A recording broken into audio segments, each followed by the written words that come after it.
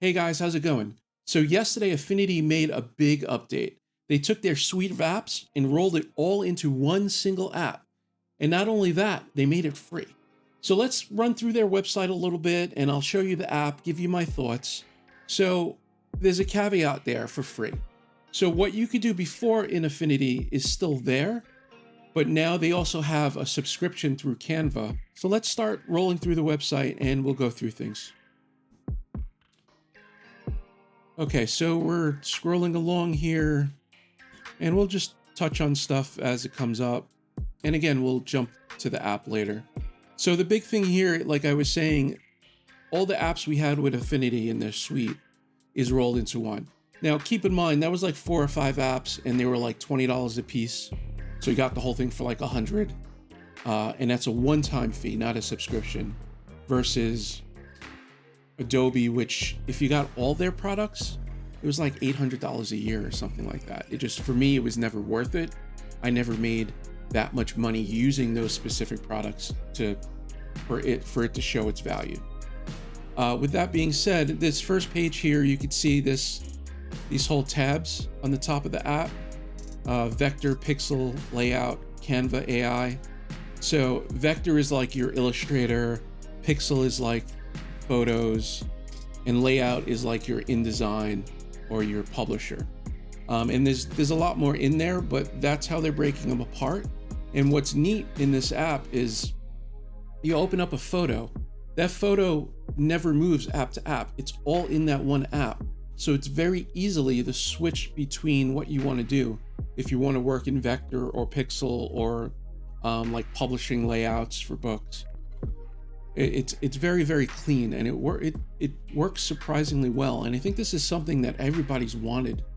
But the real question here is, can they compete with Adobe with the AI side of things?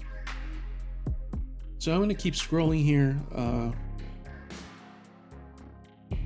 So we have the downloads here, sign up to download. So you do need an account. So you have to make an account to download it, of course. Like most things. So right now, your Mac, Windows is supported. The iPad version is saying coming soon. I'm hoping that that's free as well. We'll see when that comes out. And all this stuff should be very familiar when we open up the app and look in there.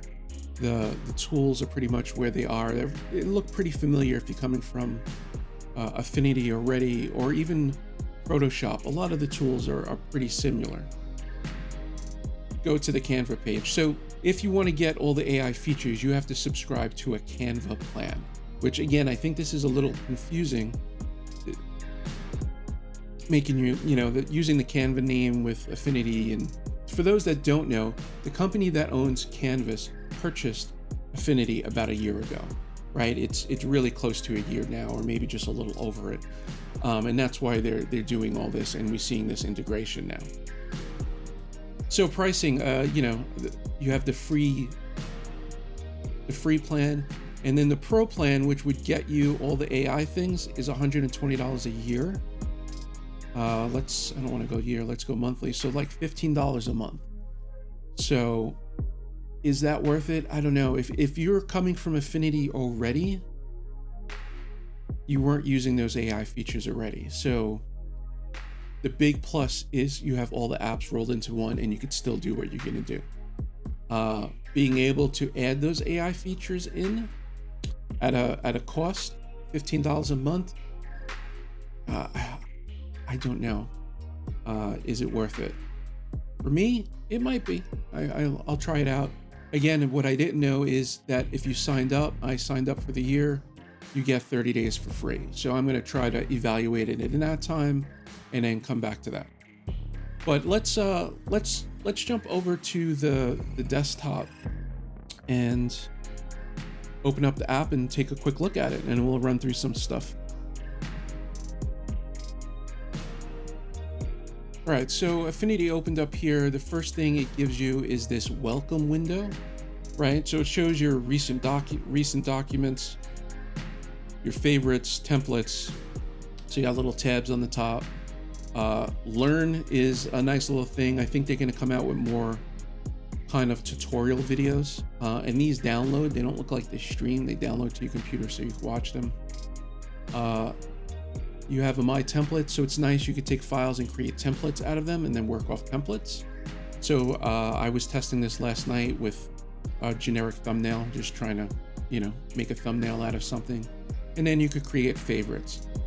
So I'm just gonna open up a template that I had before. All right, guys, so we're full screen with our template that we made. Again, so you could actually take files and create templates by going up here to Affinity, File, Export, and then now there's an As Template option right there. So we have this open. So the one thing I want to point out, the big thing that, again, taking all these apps into one, on this top panel, we have tabs here. You see this pink little button that says Pixel?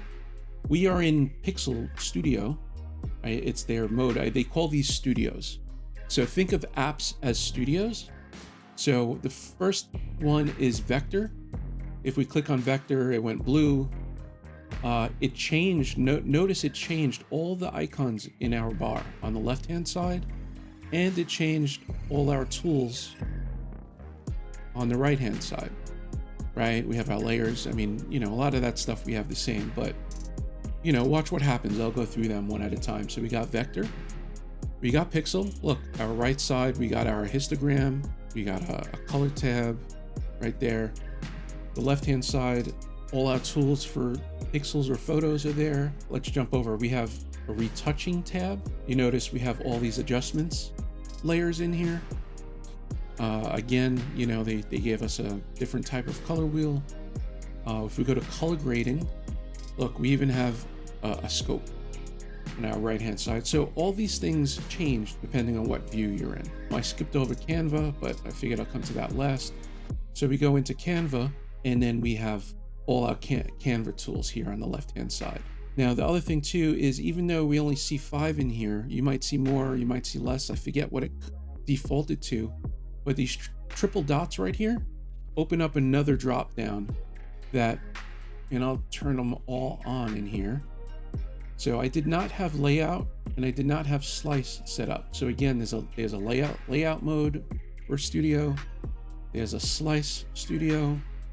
And then the nice thing too is there is a create studio. So you can create your own mix of tools that you want for your given workflow, right? So you don't have to use theirs. You can make your own, which is pretty neat. I'm going to turn layout and slice because I don't really use those. And we'll go back to the Canva AI. Again, I haven't played really intensive with this. I just wanted to see how it worked. I used it for about a half an hour last night, but I wanted to point out some of the quick things I found too. So if you go to Affinity settings, and in here, where is it? There's machine learning modules. So this is what I wanted to point out. So I keep wanting to say Affinity Studio or Photos or whatnot. So Affinity is the new name. It's just Affinity. Its AI stuff works with models. And when you go to use any of the AI features for the first time, it's going to prompt you to open up the settings dialog and install the LLMs that you need. So if you notice, the first one, segmentin, I can't even say that word. Sorry, guys. A model allows photo to create precise, detailed pixel selection. So this is kind of like, we kind of had this in photo before, where you could select yourself and, what's in the foreground, what's in the background. So this one's free, but the other ones, you'll see a little crown next to it. That means you need to be a subscriber to their pro plan, right? I did it. I'm testing it, like I said, for the next 30 days. So I've gone ahead and installed these because I wanted to see how well they work. So that being said, I installed those. You could tell it to use GPU, CPU, GPU, or neural engines as well. I think it defaults to CPU and GPU. And I've been leaving it at that, but now that I'm seeing there's an option to include the neural engines, I'm gonna select that and see how that goes. I haven't played with a ton of the settings in here.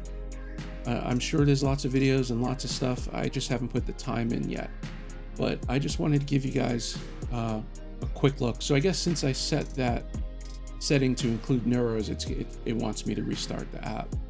I'm gonna not save that and I'll restart it anyway. Now, I'll also say this has felt a little buggy. So again, it's only been out for a day. There are things that I feel like you have to restart the app to make work. But all in all, I've been liking it. Again, this is not a tutorial. This is just a quick talk with you guys. Again, guys, this isn't meant as a tutorial. I'm not going to go through all the different features and how to use things. It's just a quick talk about the tool and this app. I think it is very impressive on where it is right now. The whole idea of building everything into an app.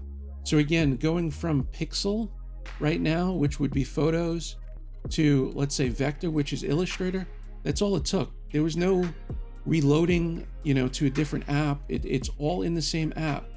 So it's very consistent to move between them all. So what we had before with photos, where you could cut a subject out, right? So this is probably, let's go grab a photo from, I don't know, from somewhere. So this photo, we'll grab this and we'll see how that goes. Let's go file. We got this, right? I'm going to duplicate. I'm going to label one AI. Or let's do Canva AI. Affinity. Okay, so I want to do this twice. So let's go ahead and hide the Canva. And in Affinity AI, we're going to go ahead and select that layer. And then on the right hand side here, I think we have this object selection tool. I'll also notice that when we click on the tools, before we used to hold the button down and get this pop out. So rather than that, when you click on the tool, you get this extra bar. So if you notice, if I click through tools, the bar changes. So it's kind of the sub items of that. So the first one is something we draw around. We click on that. I believe we draw a box around the subject. I haven't played with this too much, guys. So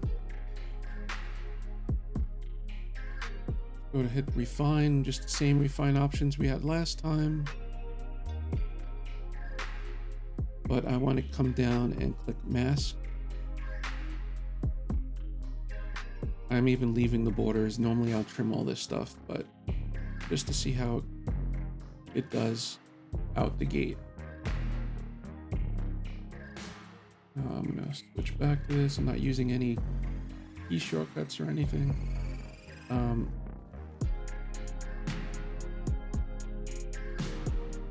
That's what you got at the gate. Again, we didn't, maybe we should have did it a little cleaner. Okay, let's go back. Let's refine it a little better. I like turning down the borders.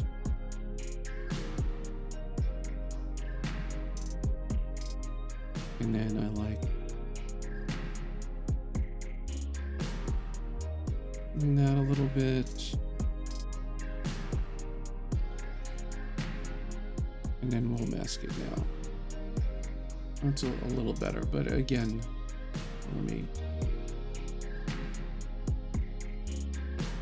again, it's not super clean, right? So let's hide this layer. Let's go back to the other layer. So the Canva AI, and now let's go to the Canva AI layer here, and select subject, top right.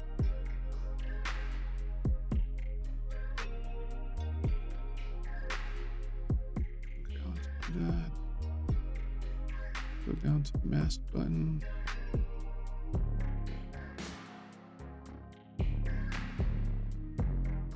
Now, that looks pretty clean, huh? Okay, so let's do this side by side.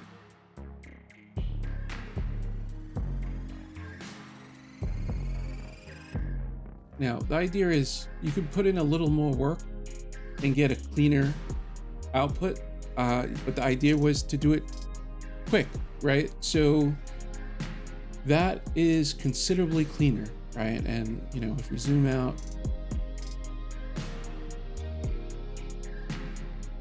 we can mask that a little better. It would take a little bit more time, but the idea was to speed and to show that difference. Again, I haven't been using this Affinity, the new Affinity by Canva much. I was never really a big Canva person before either. I never used Canva online. I know it's a very big app. They had tons of templates and other things, but I always liked making my stuff myself. And I wasn't big on the whole online uploading files and doing everything online. So that was just a quick look. We ran through a couple of things. We looked at the website. Let me know what you guys think down below. If you guys are currently Adobe subscribers, is this something that will sway you or make you think twice about it? Those of you guys like me that have been using Affinity for a long time, is this exciting to you? Are you looking forward to it? Let me know down below. Again, I haven't had too much time in this, but I am a big Affinity person. I do love the app. I do use it a lot. So I'm very excited about this. At the very least, everything being rolled into one app and doing everything in there. As you can see, it was very seamless to go from app to app, or what they're now calling studios. I'm going studio to studio. Yeah, I'm excited to see where this goes. Is the AI enough to sway us away from Adobe? I don't know, but they do look like it's local models. And from the looks of it, I mean, if you could just download local models to do updates, there's some room for growth right there, and something we could keep updating. Or maybe they will give you the opportunity to use whatever models you want to use in the future. That could kind of be cool. All right, guys, till next time. Catch you later.